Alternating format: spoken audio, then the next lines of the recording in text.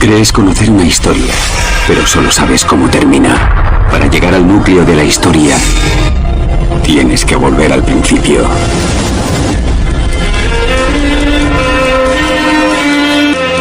De la Conferencia Episcopal Española, que es la que tiene la deidad G, carece de la coma jónica. Ellos le han eliminado el texto que dice que 3 son los que dan testimonio en el cielo: el Padre, el Verbo y el Espíritu Santo, y estos 3 son uno. ¿Eso es la Conferencia Episcopal Española? Sí. Wow.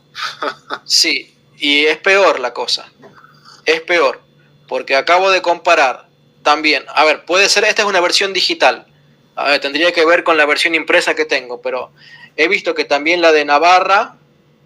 no lo tiene, o la versión digital que tengo de la Biblia de Navarra no lo tiene.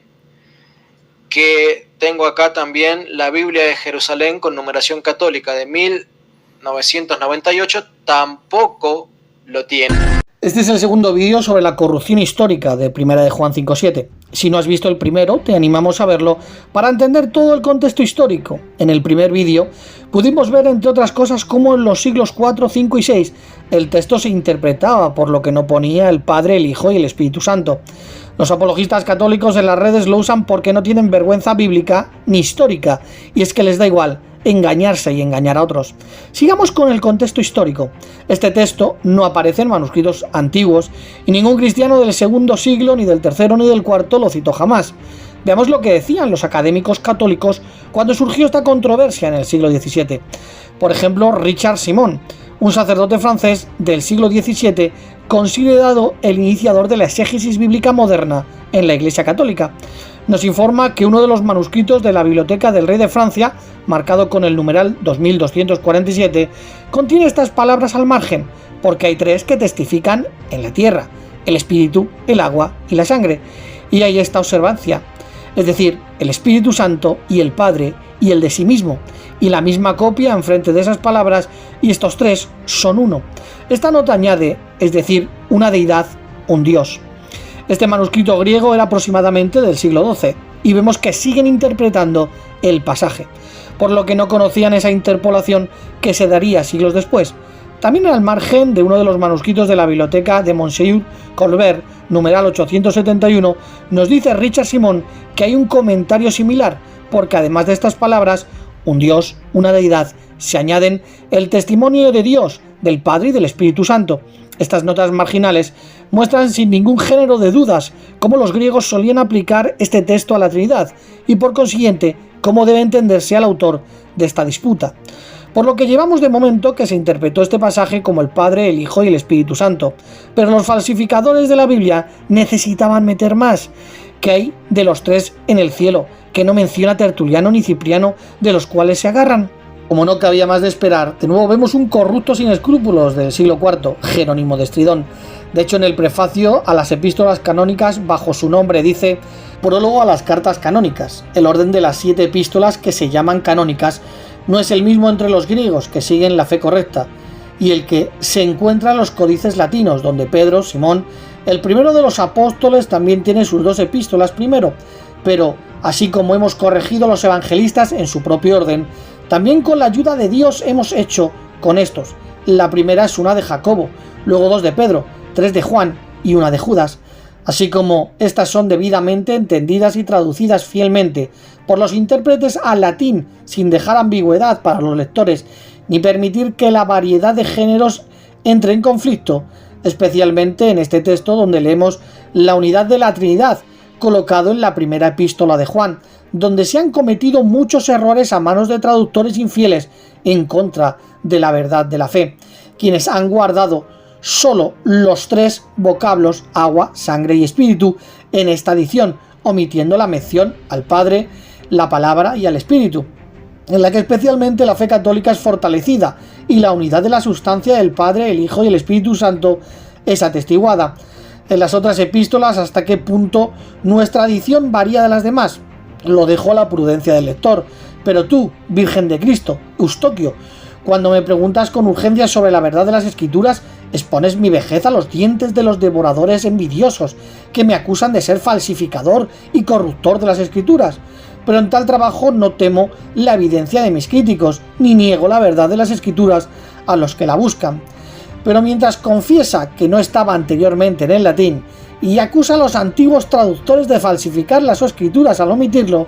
él nos está garantizando que se metió en el latín desde su tiempo y así corta con toda la autoridad del presente latín vulgar para justificarlo. Y ya que al insertarlo fue acusado por sus contemporáneos de falsificar las escrituras, como Agustín de Hipona, que le pidió que lo pusiese a los márgenes, esta acusación también nos confirma que él alteró la lectura pública. Porque si la lectura hubiese sido dudosa antes de que él la hiciera así, nadie le habría acusado de falsificación por seguir a cualquiera de las partes. Asimismo, mientras que en esta acusación él recomienda la alteración debido a su utilidad para establecer la fe católica, esta la hace más sospechosa al descubrir tanto la intención de su creación como el fundamento de su esperanza de éxito. Sin embargo, el hecho de que fue acusado por sus contemporáneos nos da la oportunidad de examinar la cuestión entre él y sus acusadores,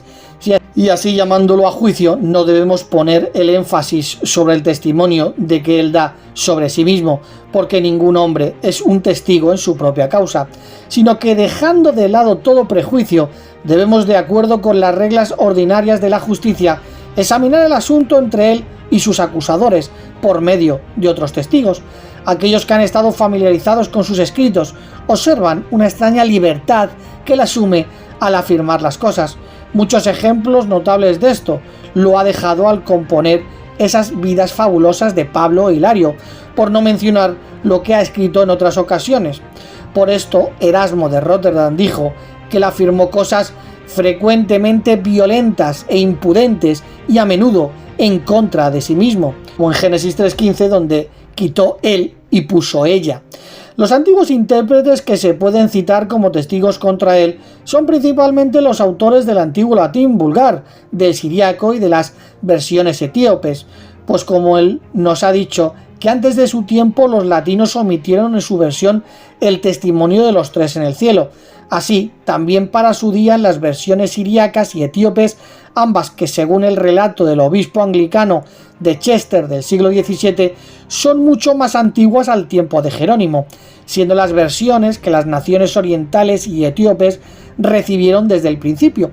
y usualmente se usaron tal como los latinos con sus versiones en el latín vulgar falta dicho testimonio, y al omitirlo, los autores de estas tres más antiguas, más famosas y más recibidas versiones son testigos concurrentes de lo que encontraron en los manuscritos griegos originales de su época. También faltan en otras versiones antiguas, como en la arábiga egipcia publicada en la políglota de Balton, en la versión armeniana usada desde la época de Crisóstomo por las naciones armenias y en la ilírica de Cirilo, usada en Rastia, Bulgaria, Moldavia, Rusia, Muscovia y otros países que utilizan la lengua esclavónica.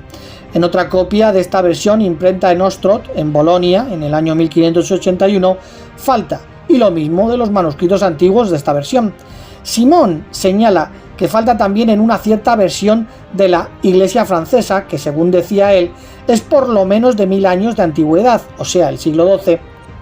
y que fue publicada por Babylon, un monje benedictino del siglo XVII que no la tiene, por lo que no existía en ninguna versión, excepto en el moderno latín vulgar y en las versiones modernas de las naciones occidentales que han sido influenciadas por ella. Así pues, con el consentimiento unánime de todos los antiguos y fieles intérpretes que hemos encontrado hasta ahora, que sin duda hicieron uso de los mejores manuscritos que pudieron obtener, el testimonio de los tres en el cielo no estaba originalmente en el griego. También podemos mencionar el caso de Casiodoro del siglo V y VI, o quien fuera alguna vez el autor de las versiones latinas del discurso de Clemente de Alejandría sobre las epístolas de Juan. Lo leemos así: porque tres son los que dan testimonio, el espíritu, el agua y la sangre, y estos tres son uno. Y que no estaba en las versiones antiguas ni en el griego, sino que era totalmente desconocido para las primeras congregaciones. Es más cierto por el argumento aludido más arriba, es decir, que en toda esa controversia universal y duradera acerca de la Trinidad en el tiempo de Jerónimo, en el tiempo anterior y por un largo tiempo después de él, este texto de los tres en el cielo nunca fue referido. Este, que ahora está en la boca de todos y es considerado el texto principal para defender la herejía trinitaria, habría sido igualmente importante para ser incluido en sus libros, pero no es hallado ni una sola vez en todas las disputas, epístolas, oraciones y otros escritos de los griegos latinos como Alejandro de Alejandría, Atanasio, el Concilio de Sárdica, Basilio, Nianceno, Niceno, Epifanio, Crisóstomo, Cirilo, Teodoreto, Hilario, Ambrosio, Agustín, Victorino el Africano, Filastrio de Bestia, Fabracio de Agen, Gregorio Boético, Diácono, Fustino, Pascacio, Arnovio el Joven, Cereal y muchos otros. En los tiempos de estas controversias, incluso ni en el propio tiempo de Jerónimo, si se exceptúa su versión y el prefacio a las epístolas canónicas, los escritos de aquellos tiempos fueron muy numerosos y abundantes, pero no hay ningún argumento o texto de la escritura para este propósito, con el que ellos dejen de exhortar una y otra vez. El Evangelio de Juan, yo y el Padre uno somos, es inculcado por todas las partes, pero no se encuentra este de los tres en el cielo, y los tres son uno, solo hasta cuando finalmente llegaron las épocas de la ignorancia por parte de los anticristos trinitarios, comenzó a introducirse poco a poco en las copias de la versión latina del corrupto de Jerónimo. Hasta ahora hemos mencionado que el testimonio de los tres en el cielo, que podría haber sido citado muy a menudo y en muchos lugares, es por el contrario totalmente omitido,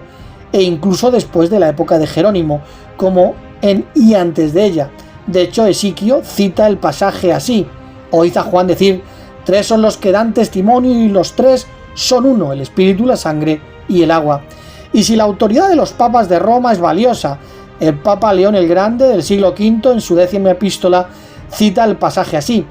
y es el espíritu el que da testimonio, porque el espíritu es la verdad, porque tres son los que dan testimonio, el espíritu, el agua y la sangre, y estos tres son uno. Ambrosio de Milán en el siglo IV, en el capítulo 6 de su primer libro de Espíritu Santo, disputando por la unidad de las tres personas, dice: estos tres son uno, dijo Juan, agua, sangre y espíritu, uno en misterio, no en naturaleza. Así, en el capítulo 11 de su tercer libro, él recita completamente el texto así: Cristo Jesús vino mediante agua y sangre, y no solo mediante agua, sino mediante agua y sangre, y el Espíritu da testimonio, porque el Espíritu es la verdad, porque tres son los que dan testimonio, el Espíritu, el agua y la sangre, y estos tres son uno en Cristo Jesús. En cuanto a los griegos, Cirilo de Alejandría, del siglo IV y V, lee el texto sin este testimonio en el libro 14 de su Tesaturus, capítulo 5, y de nuevo en su primer libro de Fide ad Reginas, un poco después de la mitad, y así lo hace Eucumenio, un griego posterior, en su comentario sobre este pasaje de la epístola de Juan. También Dimio de Alejandría en el siglo IV, en su comentario sobre el mismo pasaje, lee el espíritu, el agua y la sangre, sin mencionar a los tres en el cielo. Y lo mismo hace en su libro del Espíritu Santo, donde parece no omitir nada que pudiera encontrar para su propósito. Igualmente Gregorio Nianceno, el siglo IV, en su 37 oración concerniente al Espíritu Santo, y también Nicetas, siglo IV y V, en su comentario sobre la 44 oración de Gregorio Nianceno. Y aquí también se observa a los eusebianos. Sostuvieron que el Padre, el Hijo y el Espíritu Santo no debían ser enumerados junto a cosas de otro tipo, y Nianceno y Nicetas respondieron que sí podían serlo, porque Juan enumera juntas tres cosas no consustanciales: el agua, el espíritu y la sangre. Por la objeción de los eusebianos parece que el testimonio de los tres en el cielo no estaba en sus libros, y por la respuesta de los católicos es muy evidente que no estaba en los suyos, pues ellos responden pretendiendo que el espíritu, el agua y la sangre no podrían haber eludido al Padre, la Palabra y el Espíritu Santo si hubieran sido enumerados juntos y llamados uno por uno en las palabras inmediatamente anteriores, y responden exigiendo que esto habría sido muy a propósito, porque la misma cosa está en cuestión.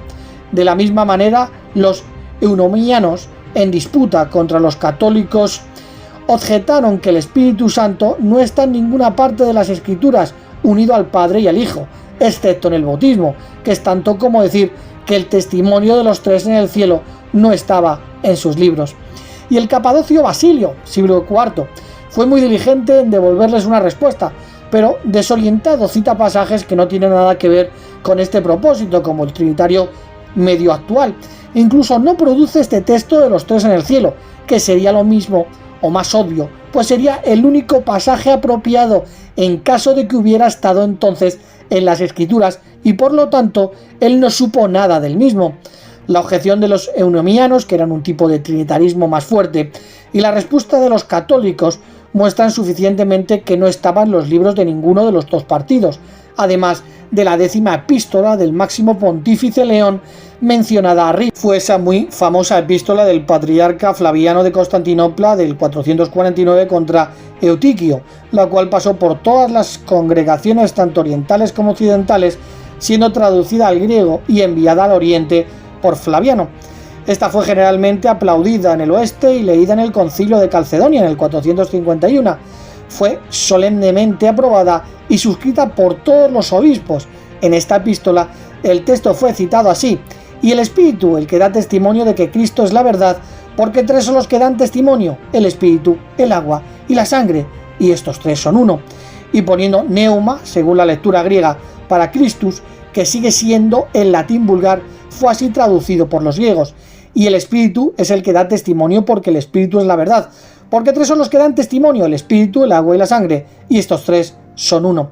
Así pues, tenemos esta lectura citada por el máximo pontífice romano, reconocida en el occidente y solemnemente suscrita en el oriente, por el Cuarto Concilio General, y por lo tanto continuó como la lectura pública recibida en ambos,